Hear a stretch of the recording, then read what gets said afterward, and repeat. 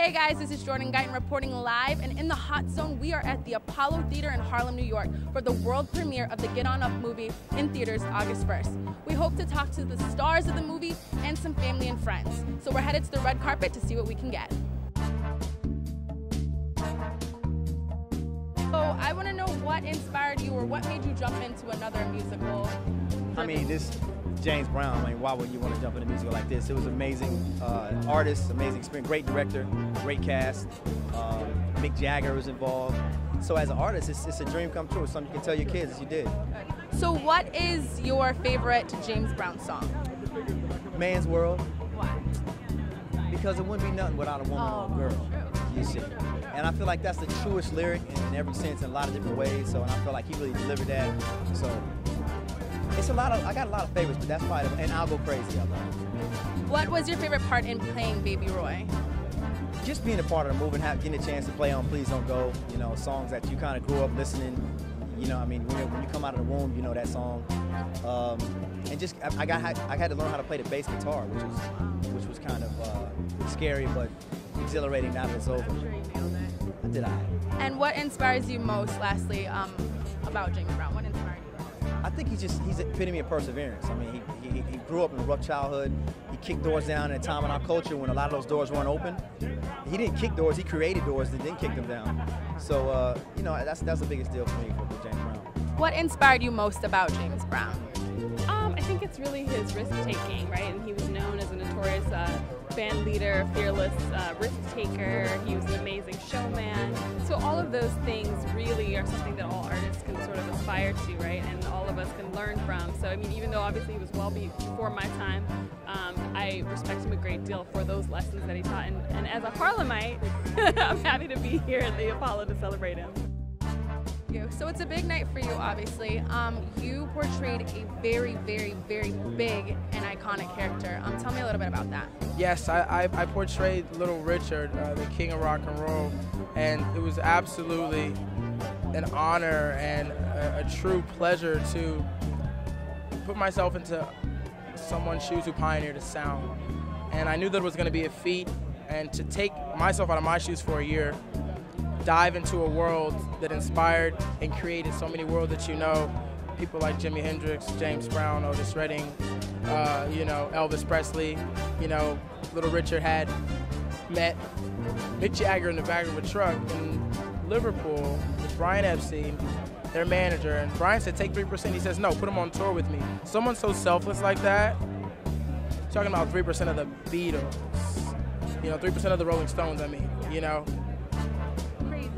So, you know, and now they're above him on, you know, the most prominent musicians list, and he doesn't mind that. He just did it for the culture, the love of it, you know, and that's the type of person I've always been. I'm here for the people.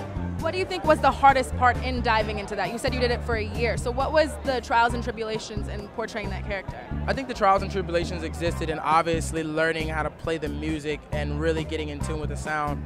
You know, I've always been a singer. I played young Simba in The Lion King on Broadway. So it's kind of cool to be back here.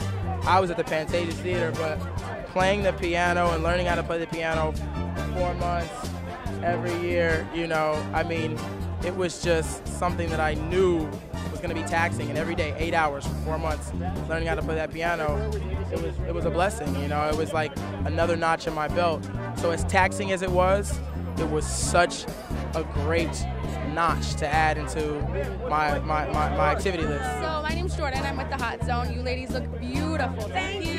So I just want to know, did you guys have a lot of input in the movie? We did. We were consultants on the film along with my mom, Dee Dee, who Jill Scott plays. And, you know, Chadwick came down and Tate, and we spent plenty of time with them going over stories of my dad, getting him, you know, some inside scoops so it could help him with the role. And, you know, my nephew, Jason, who's not around here, but he was a PA on the film. He went to SCAD, and so we had a lot of input We were happy, you know, with what Tate did.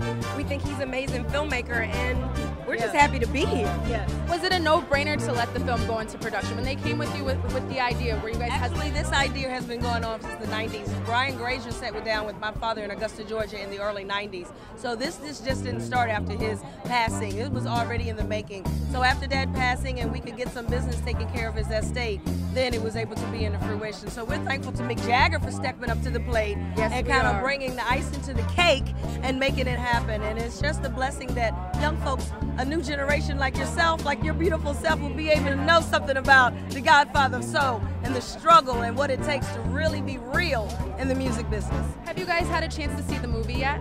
Some of it, yeah, some of it. Not the final. Oh, okay. Not the final. Yeah. Very emotional, but we're happy about it. Like she said, Shad did an awesome job.